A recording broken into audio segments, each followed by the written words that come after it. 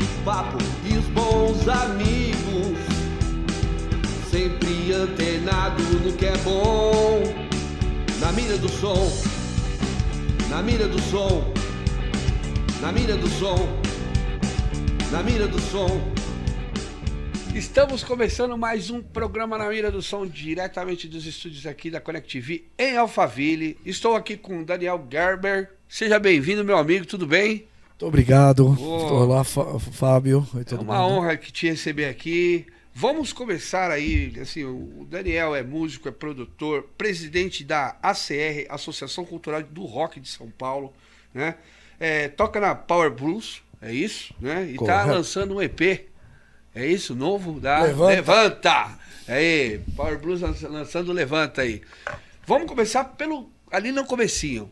Como é que começou a onda de tocar? Como é que nasceu essa ideia musical na sua vida?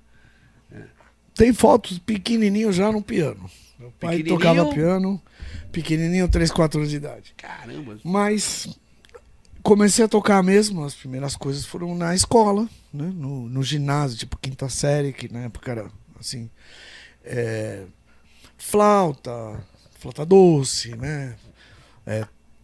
Trompete ainda não, né? Era corneta. Corneta na fanfarra. Sensacional. Que é uma coisa que inicia a corneta na escola mesmo, no ginásio, virou piston. E o Zé da banda falou: Daniel, daqui você é o que vai ser músico, então leva o pistão. Pode levar pra casa, né? Não tenho mais ele, mas quero voltar a tocar pistão, inclusive. Mas isso larguei lá pra trás. Porque aos 11 minha mãe me colocou no violão, pra aprender violão. Aos 12 ganhei a primeira guitarra. E aí a vida não foi mais a mesma. Ganhou a primeira guitarra, já muda tudo, né? Mudou tudo. Aliás, a terceira aula de violão eu vi uma guitarra na sala, sabe? Tinha aqui no tripé. E foi uma explosão. Aquela Sunburst, aquela já era? Não sei que era vermelha. Não, eu lembro da guitarra vermelha com escudo branco. Isso eu lembro. E as peças brilhantes dela, que brilham até hoje. Então, foi por aí, né? Ali foi amor à primeira vista, o famoso amor à primeira vista. Aí foi demais. Aquilo que eu quero, né? Daí a chegar ao blues, porque quando a gente fala da nossa sensação musical, a gente vai escutando um monte de coisa até formar aquilo que a gente quer fazer, né, como músico. Como é que chegou no blues? Olha, é uma pergunta que eu já me fiz antes. Então, eu acho que tem muito a ver com a memória afetiva da gente, a construção nisso, desde pequeno. Então, veja bem, eu nasci em 61, né? Eu tenho orgulho, não escondo, não. Mas a minha irmã é 12 anos menor que eu, tá? 13 anos menor, tá? Só pra deixar claro. Aí eu... Senão não vou semana que vem não vou ter jantar, né? Mas o que acontece? Na década de 60, eu era criança na década de 60, e o que tocava no rádio, você ouvia rádio, via televisão. Então você ouvia Beatles. A gente ficava vendo da escola, né? No primeiro ano primário, eu via o quê? Jovem Guarda, né? George Harrison, essas coisas. Tinha Beatles e tudo isso tocava muito. Bem como outras coisas, né? Cowboy, ainda, sei lá, né? O que tocava nos anos 60 no rádio aqui em São Paulo, por exemplo. Então, coisas assim que a gente vê, né? E cresce com isso. Então, quando eu comecei com a guitarra, um amigo do meu pai me apresentou os Beatles. Eu tinha também uns 10, 11 anos de idade. Aí foi, né? Do Beatles aí veio Stones, né? Já então, choque. Eu acho que essa já foi a primeira coisa. E obviamente... E eles realmente escreveram boa parte do rock, né? Lembro que até... Como não é um programa de 3 dias seguidos, vamos acelerando, né? Vamos já sem as perguntas, né? Então, o primeiro disco que eu comprei, porque às vezes me perguntam qual é o primeiro disco. O primeiro que eu entrei na loja pra comprar foi o Led Zeppelin 4. Que devia ter uns 13 anos de idade. Tem um em casa lá. O disco que todo mundo tem que ter. Que tem que ter. Né? O primeiro que eu ganhei foi o Brain Salad Surgery, do Emerson, Lake and Palmer. Acho que é esse, o da caveira, que tem Jerusalem. Meu Deus do céu. Um disco sensacional, inclusive. Eu ganhei de presente de aniversário de um amigo, do Jaquito, uns 13 anos de idade. Então, assim, teve essa parte de formação. E aí, logo depois disso, aconteceu de eu ouvir um disco do John Mayall and the Blues Breakers, que é um disco que tem o Eric Clapton. E aquilo lá explodiu a minha cabeça. Ali foi o primeiro contato com o blues. Aí foi... Como o blues é... Na verdade, o blues e o country tiveram um filho que é o rock and roll, né? Que virou rock quando ele eletrificou. Nós temos essa história. Então, agora, pra mim, definir a coisa de guitarra que me move perdão, até hoje, foi esse disco que começou. Então, sim, aí, isso que me colocou na paixão pelo blues rock. Daí fui começar a pesquisar e vi o Freddie King, os três Kings, né? O B.B. King, o Albert King, Muddy Waters. Então, abriu para todo o pessoal, Howlin' Wolf, enfim. É engraçado, né? Foi como a muito... gente fala, porque assim, você falou assim, o rock veio do blues. Mas é engraçado como, pelo menos pra gente aqui no Brasil, né? Como a gente consome o rock para chegar no blues. É o contrário, né? A gente faz esse trajeto. Sim, mas acho que é por causa de era geracional, de época. É o que a gente, né, tem em contato e vai vendo aonde veio. Outra coisa é a linha do tempo mesmo, né? É a linha de tempo simples, né? Porque de onde veio a música, né? Sim. Então aí você vê que você vai ter os caras, as plantações de algodão. Um fala e o pessoal repete, né? Paraná, e todo mundo lá catando baixo do sol, de chuva, de neve, né? Catando aquele sofrimento todo. Então aquela blue, que tem o blue note, então tem aquela característica de escala. Que é próprio do blues ali. Então, né? Isso vem daí. Então isso vai vindo, daí eletrifica, né? Nos anos 30, 40, né? Blues de Chicago, e começa aquela coisa, e vai indo, né? E mistura com o country, você tem um Chuck Berry, você tem, né, aquela coisa... Já, country, mais assim, com aquela escala do blues. Então aquela fusão é que foi a mágica. Que forma o rock and roll que a gente depois conheceu. Explodiu, como né? você conhece. Você conhece tudo no lugar, né? Bom, chegamos aí no blues, né? Eu não vou nem perguntar por quantas bandas passaram, porque não deve ter sido muitas, assim. Mas conta um pouco dessa sua trajetória até chegar ao Power Blues. Né, um pouquinho desse catado aí, porque eu falei que você fala, se a gente for falar de banda por banda aqui, não. A gente, com alguém comigo. Algumas, né? Já com a vivência. Gente, algumas, com a nossa vivência, então já tem um pouco mais. Começou as primeiras arriscadas que são, né? Aquelas bandas com os amigos, você vai lá, faz um pouco. Banda de garagem mesmo? 3, garagem de amigos e tal. E foi indo até uns 16, tipo, pessoal, de escola. Até eu chegar. A primeira banda mesmo estruturada foi o Berço da Terra. Eu falo com o Will até hoje, né? Um abraço, Will. Tá morando em. Acho que é Iguape. E sensacional. Foi a primeira banda, né, que a gente já tinha cantor, tudo. A gente sabe em Itaquera. Eu lembro que eu pegava ônibus, trem, tudo, pá, chega lá. Foi essa banda. Depois tinha uma banda rock blues legal que tocava no Dr. Villanova, onde hoje é o Sesc. Então ali já teve um pessoal que tava, tinha o Milani, teve o Neto no baixo, que foi do Lírio de Vidro, teve, né, o Dimas. Tive banda com o Dimas e o Joe, enfim, umas bandas que são com amigos. Essa é uma época muito efervescente. O que acontece é que nos anos 70 o rock estava explodindo no mundo. Sim, e no Brasil, né? Então aqui você ainda nos anos 70 você tinha Raul e Rita, né, levando isso para todos os lugares, e as grandes bandas se formando aqui, estourando, né? Made in Brasil, Mutantes, Terço, né? Enfim, e, pô, Som Nosso, Jogo de Porco, aí vem. Então a primeira banda mais séria mesmo, que foi banda, chegou a tocar, foi o Berço da Terra. E depois teve bandas por aqui já de bares, para começar aí. Tocou muito em barzinho? Sim, não cheguei a tocar muito, não. Toquei bem pouco e era sempre muito criativo, muito mais no improvisação natural, no blues rock. Ou seja, você ia tocar Jimi Hendrix, Johnny Winter, todas essas coisas. Que não é uma coisa assim... Então comercial, inclusive, para a noite, né? Bom, naquela época... Ainda era mais, né? Porque era nos 70, né? Então já era o fim dos anos 70, né? Aí eu tive a oportunidade de entrar no Made in Brasil, né? Que é uma banda que no começo dos anos 80 estava estourada, sabe? Já vi, Made era um Made, né? Tinham feito 4 álbuns, né? Todos pela RCA, estourados. Você já entrou Eu já entrei pro 5º, para mudar, inclusive, a concepção musical. Porque depois, né, tinha virado os anos 70, já tinha passado, a época de New Wave, aí tinha amigos, né, colegas da PUC, que virou Titãs, outro que virou Metrô, outro que virou, sabe? Formaram outras bandas. Era a né? turma, o pessoal foi. A mesma turma, mas que foi ramificando em os outras amigos, bandas. exatamente. O pessoal que ia tocando. E isso dava motivo até para mais tudo um capítulo de memórias, né?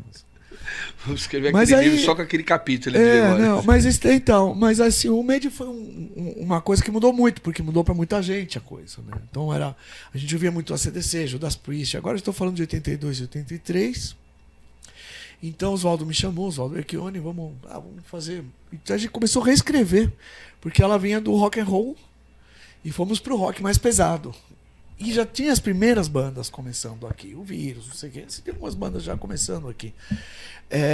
Já no rock pesado, no metal, que chamava na época, mas a gente foi o Made uma banda já de maior topo. Nesse meio tempo, enquanto eu me preparava, que eu fui meio que preparado, sabe, meses musicalmente, de palco, como se apresentar no palco, como vestir, como se colocar. Você foi moldado ali para fazer parte desse. Vamos à parte que ninguém sabe, né? A então, parte que ninguém... as fofocas que ninguém... A parte que ninguém conta, né? Ninguém conta. Olha, mas a coisa não falha por aí, não. Eu passei 6 meses. 6 meses com o Oswaldo me treinando no violão para pegar a batida que pulsasse, que fizesse, que era a batida do Made, mas é uma batida já típica, mas que é uma coisa que funcionasse em palco, num volume super alto. E olha só, naquela época não tinha um PA como a gente conhece hoje. A gente tocava com amplificadores com 2 caixas, né? Mexido, no caso era um amplificador Snake que eu tinha no Made de 300 watts, mexido. Nossa senhora! O som, ele era direto, né? Então você tocava no ginásio do clube, ele ia embora. Ia embora aquele som estrondoso. Porrada, eu passei anos ouvindo a minha guitarra, o baixo dos altos, que era uma parede, pressão. Que era uma coisa legal demais, né? Empurrava pra frente. O som era porrada da gente, na época do Deus Salva, né? Deus Salva o Rock Alivia. E eu via caixa de bateria, isso sim, eu, Oswaldo, a gente... E só o caixa no pá, no meio daquela... Por causa do ritmo, né? No meio da pressão sonora da guitarra e o baixo. Tinha que encaixar, pelo menos... Pra mim era caixa, baixo e, lógico, voz, né? E às vezes, sabe, a gente tinha que estar conectado. E como você falou, na época que o PA ainda era muito precário, né? Não tinha... A luz não era de LED, a gente levava 60 refletores, 60 mil watts de luz, sabe que esquentava isso? Esquentava pra cozinhar a pessoa muito, em cima do palco, e eu tocava com uma roupa inteira de couro, né? Jaqueta com taxas e calça de couro. Era um show de 2 horas, eu emagrecia 2 a 3 quilos em cada show. Já era magro, emagrecia mais ainda. Nossa senhora. Super desgastante, né? Mas... incrível, tocamos o Brasil inteiro. Mas antes de entrar nessa preparação, eu entrei numa banda chamada Santa Gang, que era também que tá na órbita do Made e tal, né? O Lúcio. A gente até promoveu um reencontro em 2019. Foi legal pra caramba. E toquei nessa parte. Eu tinha acabado de sair dela o Charlie, que foi pros Titãs, né? O Charlie do Gavan. O Gavan tinha saído. Né? Tava. Então, aí eu entrei na outra formação que entrava já também. De lá já fui pro Made. Então aquela época as coisas se mexiam, né? E o Made foi toda uma história, né? Muita gente tocando legal, né? E no meio aí. O rock estava no mundo inteiro, estava no Brasil inteiro. O Ação Livre, era o pai do Cazuza, era presidente da Ação Livre. O rock estava nas novelas, estava no mainstream. Era o mainstream, o rock.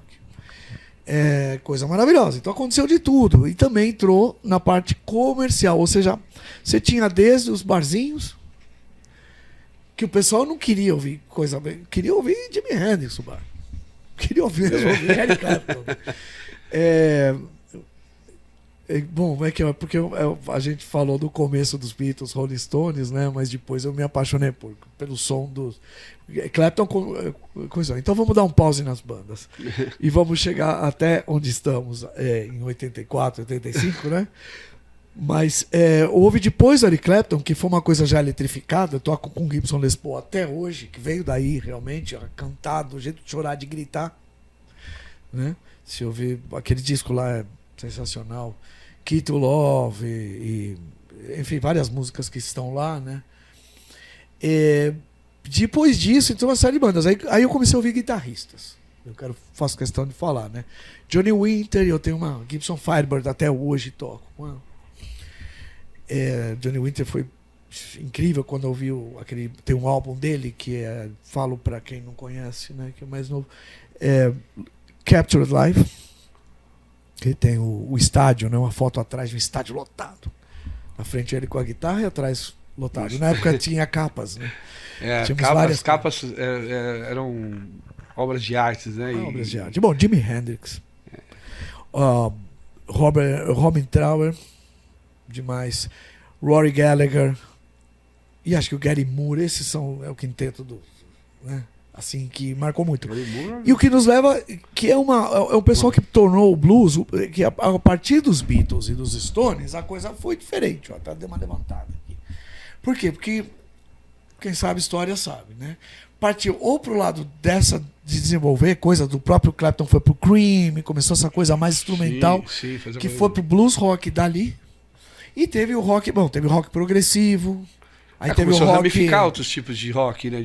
Apareceu os punks, o progressivo, o próprio heavy metal estava começando. O heavy metal começou o LED, começou o Black Sabbath, quer dizer, já na virada dos 70, já no fim dos 60 já estava aquela coisa. Então, assim, e continuou o pop rock, quer dizer, já na virada dos 70 isso começou a ramificar, mas aí já era o rock. Já era rock, o rock já começou a ter nomes diferentes, o próprio rock. Né? Vamos falar, aqui é a galera do blues, aqui é a galera do heavy metal, a galera começou a colocar instantes, né? Ficou bem segmentado. Depois quem ouvia Black Sabbath não ouvia rock progressivo, quem ouvia progressivo falava Pink Floyd não é progressivo. Eu ouvi isso várias vezes. O cara falou, olha, você como é mais do blues, você vai gostar mais de Pink Floyd, e não tanto progressivo de verdade. Se você ouvia uma premiata Maria Marconi, ouvia Gentle Giant, realmente... é muito quebrado, né, em termos de coisas, mas tinha coisas como essa esposa de Henrique VIII, né, do Rick Wakeman, pelo amor de Deus, coisas lindas. Completamente, assim... Então, ser eclético dá pra ser roqueiro eclético e ouvir 50 coisas diferentes. Diferentes, esse é o ser eclético, só no rock já dá pra ser, né, porque tem muita coisa diferente, só pro rock. Cara, vamos assim, chegar ao ponto da Power Blues, né? Tá. Chegamos quando você monta Power Blues já para fazer esse trabalho, qual que é a concepção dele? Bem, eu morei 20 anos nos Estados Unidos, tinha umas bandas lá, The Mongrels, Charlie Dock Band e tudo isso. Voltei quando eu vim para cá de novo, né? Porque o tempo anda para frente, né? Foi uma volta ao Brasil, mas na verdade foi uma ida, né? Porque só pra falar que ele é argentino, mas cresceu no Brasil e morou 20 anos nos Estados Unidos. Ou seja, tem tipo... Eu nasci em Buenos Aires, Argentina. Vim com 5 anos, mas eu cresci aqui. Então... E morou 20 anos lá. Então, assim, morei 20 anos lá. Bem misturado, bem misturado. Bem misturado. A parte com a Argentina fica pela paixão pela comida, pela música, mas não tive muita vivência, né? Porque do 0 ao 5 é importante, mas não é uma coisa que ficou... Né? Cresci mesmo aqui em São Paulo, no Brasil, mais 20 anos nos Estados Unidos, obviamente, me fez, além de americano, também de passaporte, me deu uma vivência de uma vida. E voltei aqui, eu conheci a Paula Mota. Conheci a Paulinha, ela tinha uma banda Deu Pau lá no blues, que é um trocadilho. Tocamos. Aí era uma banda que fazia blues. Aí eu falei, posso tocar? Quero tocar, tô com vontade. Tá bom, tocamos. Quero tocar, né? Aí começamos a tocar B.B. King e tudo, né? E depois do Deu Pau lá no blues, aí começamos a colocar autoral, porque não resistia para compor. Sou compositor, o Made gravou 14 parcerias minhas junto com o Oswaldo. Casa das Máquinas gravou música minha recentemente no último LP. O Tempo. Ouçam nas plataformas. Todas as plataformas. Tudo isso. E ouçam o novo EP do Power Blues. Então a gente começou a fazer, veio autoral, aí mudamos para Power Blues e comecei a fazer rock autoral. O primeiro disco, embora e por isso começou como Power Blues, porque era blues, mas era acelerado, bem power. Segue até hoje essa linha de blues rock, porque é uma linha que, bom, tá dentro de mim, obviamente, mas o rock também tá dentro da gente. Então é mais pro rock. Mais por causa dessa... Isso. Dessa linha de tá ali fazer um tem até uma banda em acelerado. Portugal, chama Buda Power Blues. Eu tava olhando lá e aí eu fui vendo, engraçado, eu fui vendo no YouTube, tava pesquisando por causa de nome, se tem, se não tem, de Você registrar. pode, Porque, né? e mais do que poder também, você não quer registrar uma coisa que já tem. Que já Ou existe, dar o né? nome pra uma coisa Lógico. que existe. Aí eu vi essa banda, bom, é diferente o nome, mas eu achei muito legal, cara. A banda é ótima. Aí eu fiquei vendo um monte. Legal de você pesquisar, porque você descobre até coisas bacanas. Né? Descobri, aí eu vi assim, pedais que a gente usa em comum. Tem muito a ver com guitarrista. Aí eu vi um monte de vídeos no YouTube deles, eu descobri. Que bom, né? Sou lá de Portugal. Aí um abraço, viu? Enfim, aí nós lançamos em 2019 o primeiro álbum, que é uma coisa que vem bem do DNA do rock brasileiro, paulistano até, mas já em 2019, uma coisa já mais, né, rock, né, mais moderna. E agora tem uma diferença bastante grande, porque se você ouvir de um para outro dá para perceber. A essência é a mesma, mas o conceito é diferente. É um blues rock tipo 2027, 2028. Já. Uma coisa bem E moderna. mesmo a música Levanta, que é carro-chefe, tudo, é uma música forte, uma música pauleira, uma música que trata de assuntos, não é música de elevador. É uma música que trata porque todo mundo tem problemas. Todo mundo tem problema, não é só financeiro, você tem problema de saúde, tem luta, você tem que viajar 1h30 para chegar para trabalhar o dia inteiro e volta, e chega em casa e descobre que não tem luz, por qualquer motivo que seja. Aí não tem mais comida, quebrou a geladeira, e Acabou você tá o gás morto, logo não naquele tem, dia. cortaram a água, porra, não pode tomar um banho. Tem problemas, todo mundo tem. Tem ricos, tem problemas com saúde, com muitos problemas. Então todo mundo tem sua luta. Então, sabe, levanta. Levanta, porque a vida não tem manual, não é fácil. Então levanta que vem tapa na cara, sabe? Então, sabe, deixa pra lá, sacode a poeira, levanta e vai pra luta, cara. Vai à luta, porque senão não adianta chorar. Então é uma coisa pra ter raça. É uma mensagem mesmo, é uma coisa baseada na experiência da gente, de que a gente vive, luta, briga pra fazer música, então tem que lutar muito. Música autoral, seja Mais onde do for, que- no mundo. Mais do que nunca. No mundo, mais do no que mundo. nunca. Você tem que lutar, porque é pra leão, pra quem quer mesmo. Então, levanta, gente.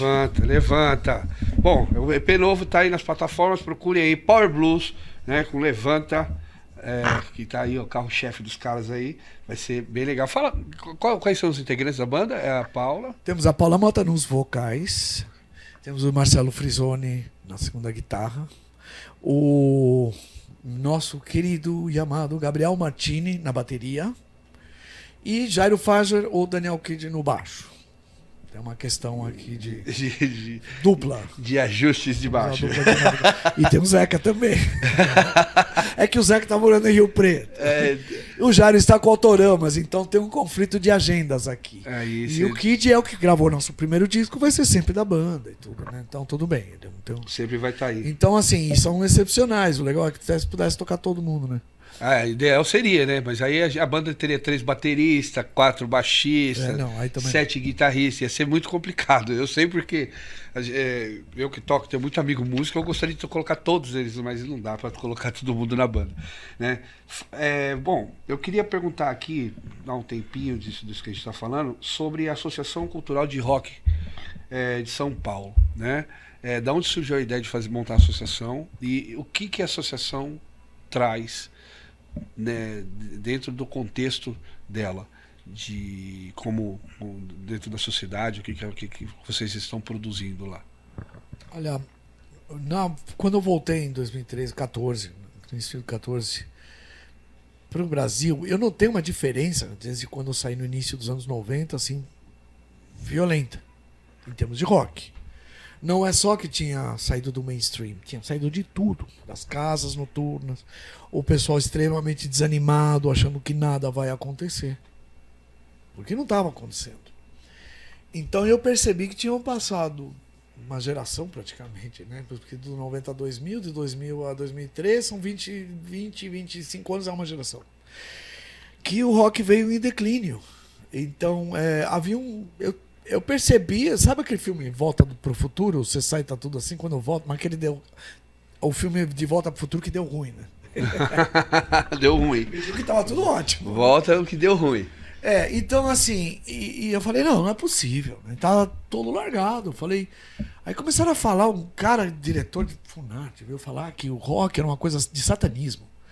Porque o rock, ele dava pras bebidas, que levava as drogas, que levava a prostituição. Eu falei, peraí, tá chamando a minha família, minha mulher de quê? Só porque ela ouve rock? Que é isso? Aí já passou dos limites. Passou dos limites do aceitável. Porque tem coisas que não dá pra deixar. E percebi que não tinha ninguém pra falar. Teve o pessoal reclamando em Facebook e tal, mas não tinha ninguém pra falar absolutamente nada. Eu falei, não, isso não pode ser. Tem que ter alguém pra... Tem que existir algo pra representar. E aí eu fui a perceber tudo isso, que não tem quem pleiteasse nada pro rock. Então saímos em movimento pra juntar gente e fazer uma associação. Essa foi a história. Simples, simples desse jeito. O resto é luta. Começamos, juntamos um grupo grande. Aliás, um grupo excelente. Aí o grupo de cara são com 600 pessoas, assim, né? Só que veio a pandemia. Começamos em 2000, já tem 5 anos a associação. E 3 meses depois começou a pandemia, em março. Aí foi difícil. Aí, obviamente, tudo mudou. Houve outra configuração. E, resumidamente, conseguimos prestar assistência como associação. Então, o que ela faz? Ela, né, no caso, na pandemia, a primeira coisa, vou prestar assistência. Né? Demos mais de 9,5 toneladas de comida só para pessoas de cultura, não só músicos. Porque o artista, a gente estava conversando antes, né? O artista é a ponta do iceberg. Você tem toda uma cadeia. Tem toda uma cadeia além daquilo. Quem produz, quem carrega, quem filma, quem edita, quem cria conteúdo, quem divulga, né?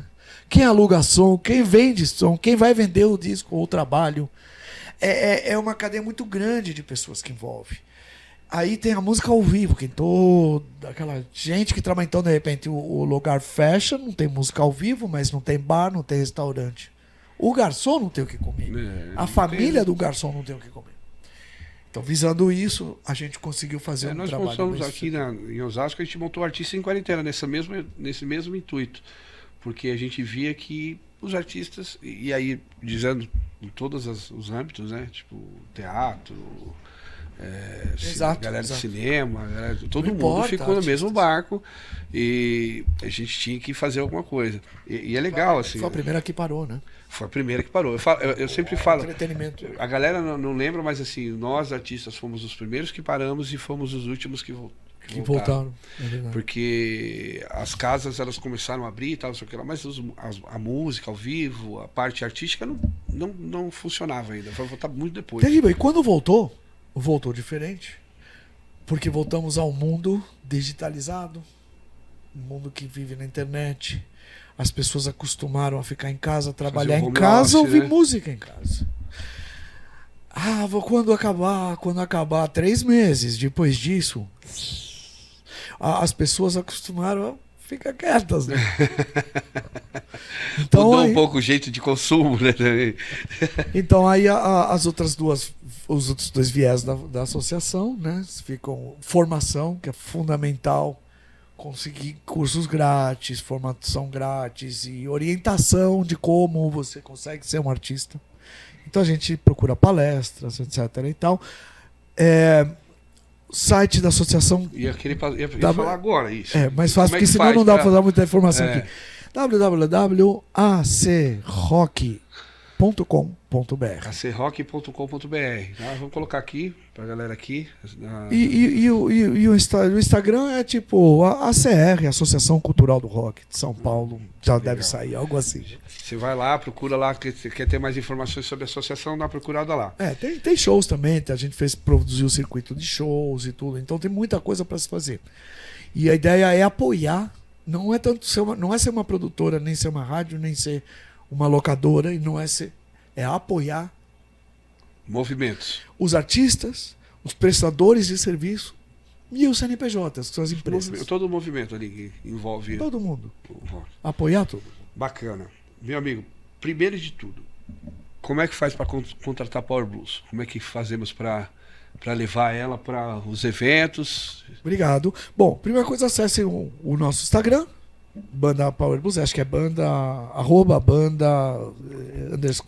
_power_blues. Acho que se colocar a Banda Power Blues Já sai. A gente vai colocar aqui embaixo também.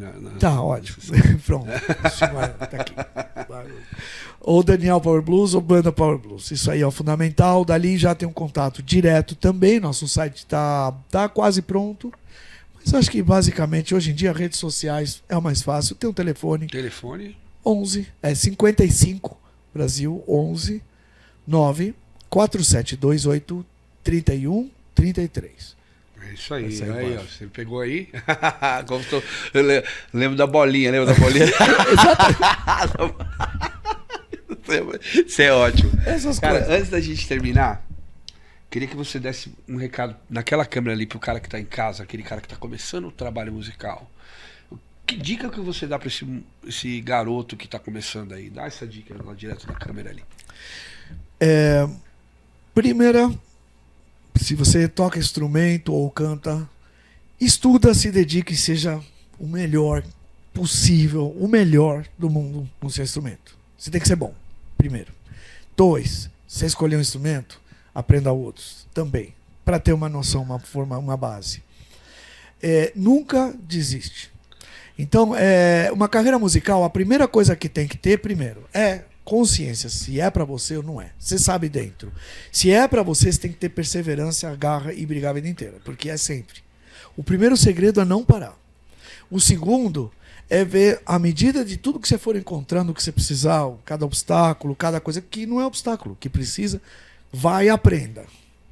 Hoje em dia eu estou aprendendo que tem que criar conteúdo. Então estou aprendendo a criar conteúdo, né? Aos 63 anos de idade. Não para. Vai, porque é importante ter perseverança, ter consistência, acreditar em você mesmo e se preparar. Ser o melhor. Seja o melhor que você vai ser o melhor. É isso. Pegou a visão aí? Seja o melhor que você puder. Essa que é o recado que a gente vai dar pra você. Quero agradecer por você estar aqui. Tá? E, muito importante, vão no Spotify, no Apple, todas nas plataformas e vão lá ouvir EP Levanta do Power Blues. Fazer meu comercial. É lógico, tem que ser assim, tem que fazer o comercial. Quero agradecer aí você que tá em casa, que curte aí o Na Mira do Som. Estive aqui com o Daniel Gerber. Sensacional. A porta tá aberta, viu?